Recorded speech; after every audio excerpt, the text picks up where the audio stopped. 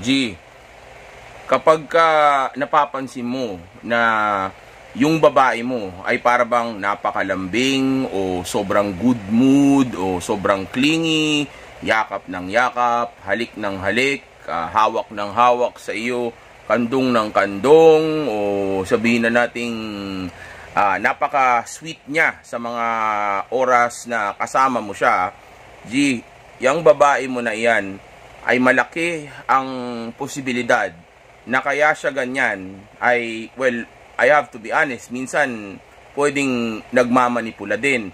Pero most of the time, kaya ganyan yung kalambing o ganyan yan kapositibo o ka-good mood, okay, lalo na pagka yung pati yung boses ay para bang anghel kung magsalita, okay?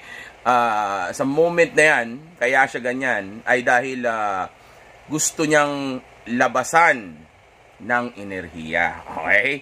Shout out YouTube, okay? Pero yeah, that's the point, okay? Yan yung gusto kong i-share ngayon sa inyo sa video na ito, okay? Kaya ako ginawa ang video na ito ay para bigyan kayo ng malupit na kaalaman tungkol sa female nature o mga kinikilos o senyales na ibinabato ng babae na hindi niya maipadala o masabi sa iyo ng direkta o diretso. Okay, kumbaga, since sa mga babae ay covert o sabihin nating patago kung mag-send ng mensahe, kumbaga hindi nila ma-send ito o masabi talaga sa iyo ng diretso, then ang isang way na ginagawa nila ay yung pagpaparamdam. Okay, kumbaga, sa totoo lang, sa moment na yan, nagmamanipula siya. Okay, kumbaga, since gusto niyang labasan ng enerhiya sa iyo o mapalabas mo yung enerhiya niya, ang ginagawa niya, instead na siya yung mag-attempt o siya yung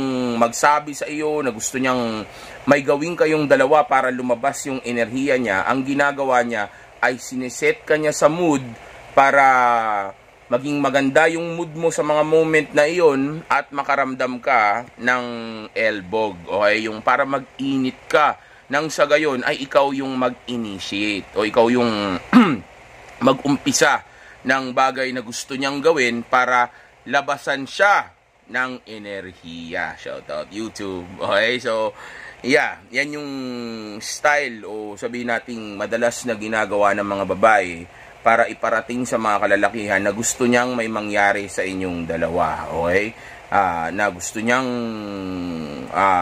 labasan siya, okay, ng enerhiya, okay, dito sa activity na ito. Okay, hindi niya magagawang direktahin yun sa'yo, sabihin yun sa'yo ng direkta, o may mga times na, yeah, totoo, merong times na actually nag-i-initiate din sila, okay, nagiging aggressive din sila, at yung mga moment na iyan ay napaka-rare. Not all the time ang babae ang mag-i-initiate o magyayaya na may mangyari sa inyo o sabihin niya na gusto niyang labasan ng enerhiya sa iyo, okay, hindi siya parang lalaki. Ang kaya lang niyang gawin ay manipulahin ang sitwasyon para makuha mo yung mensahe niya at ikaw ang mag-umpisa nun. Okay? So, sa moment na yan, kapag ka nakita mong yumayakap-yakap o napakalambing, napakabait niya ngayon, okay? Tapos, sabihin nating sobrang clingy nga, tapos, napakamasunurin, tapos ngiti ng ngiti, napakagaan ng mood, okay? Sa moment na yan, kapag kaganyan yan, ibig sabihin yan, gusto niyang labasan siya ng enerhiya. Okay? So, yan ang gusto niyang mangyari sa moment na yan. Dapat marunong kayo bumasa ng ng mga mensahe na ipinaparating ng babae. Dahil most of the time, kung ano ang pinapakita ng babae, hindi, o kung ano ang sinasabi ng babae, hindi yun yung gusto niyang mangyari talaga. Okay? And may mga times na sabihin natin kung ano yung ikinikilos niya, hindi talaga yun yung gusto niyang mangyari, pero may mas malalim pang intensyon siyang gustong mangyari na gusto niyang makuha o basahin mo. Okay, so sa moment na yan, kaya kanya niyayakap-yakap ay dahil pinapagaan niya yung loob mo o pinapatigas niya si di ba? Gusto niyang makaramdam ka ng elbog para nang sa gayon ay ikaw yung mag-umpisa ng mangyayari sa inyo. Okay, pero may mga times na kahit na wala naman sa intensyon ng babae na o hindi niya plano o gusto na nalabasan siya ng enerhiya. Ngayon, ang hirap din kasi magsalita sa totoo lang.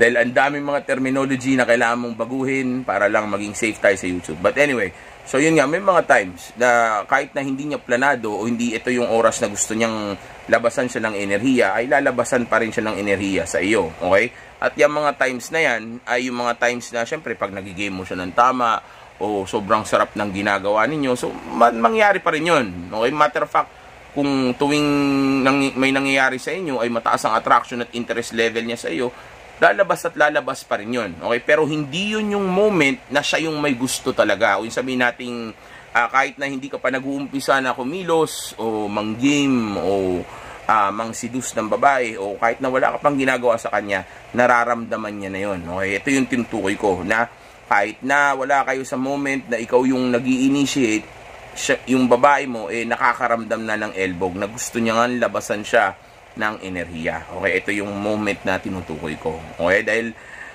yeah, of course, pag may nangyayari na sa inyo, lalabas at lalabas pa rin naman talaga yun basta nasarapan siya o nasatisfy siya. Okay, pagka nagustuhan niya yung emosyon na nararamdaman niya habang ginagawa niya yun o gustong-gusto niya yung lalaki, lalabas pa rin yun. Okay, pero may mga times kasi na kahit na ikaw yung hindi nag-uumpisa nito o kahit na hindi mo pa inuumpisa o wala ka pang ginagawa, nararamdaman niya ito. Okay? Dahil nature pa rin ng babae yung meron pa rin silang X-drive. Okay? So mararamdaman pa rin niya yun. At ito yung tinutukoy ko na moment na kapag ka na-sense mo na nandoon na siya, ibig sabihin nun, gusto niyang malabasan siya ng enerhiya. Okay? Shout out YouTube. Ganyan kahirap kaya minsan para bang napipigilan ako sa mga salita ko o bumabagal o sabihin natin nag-iisip pa ako ng malalim o minsan nga nakakalimot ako kasi kailangan kong baguhin yung mga term dahil ayoko naman naisipin ni YouTube na nagkukwentuhan tayo ng something na hindi nila gustong marinig. Okay? Actually, lahat ng pinag-uusapan natin ngayon ay tungkol lang sa enerhiya ng babae. Okay? So pagka nakita mo na malambing tapos masunurin, sobrang positive, parang ang sarap-sarap niyang kasama. Ibig sabihin nun, kaya siya ganun, ay dahil gusto niyang labasan siya ng enerhiya. Okay, lalong-lalo na kung nag-uumpisa na siya, nahawakan yung mga bagay na, na sensitibo ang pakiramdam. Okay?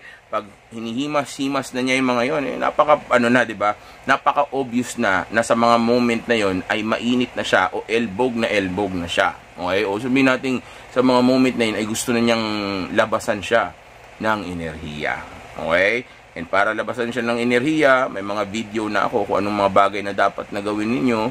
May mga video na ako dyan na pwede nyo panoorin. O kaya pwede tayong mag-usap sa coaching para maturuan ko kayo kung ano yung mga dapat nyong gawin dun dito sa bagay na ito. Kasi, again, nasa YouTube tayo. Pabago-bago ang policy at guidelines ng YouTube o mga rules and regulations nila. So, kung yung mga bagay na pwede kong sabihin ngayon, isasabihin ko at biglang magbago yung na naman nila, community guidelines o yung mga rules and regulations nila, so pwedeng sumabit tayo doon. So, yeah, I cannot share to you guys yung buong detalye ng mga pwede nyong gawin para magawa mong sabihin nating maging masarap yung gagawin ninyong dalawa, okay, nitong babae na ito. Alright? So, yeah, kapag napansin mo ganyan yung babae, ang ibig sabihin nun ay gusto na niyang labasan ng enerhiya.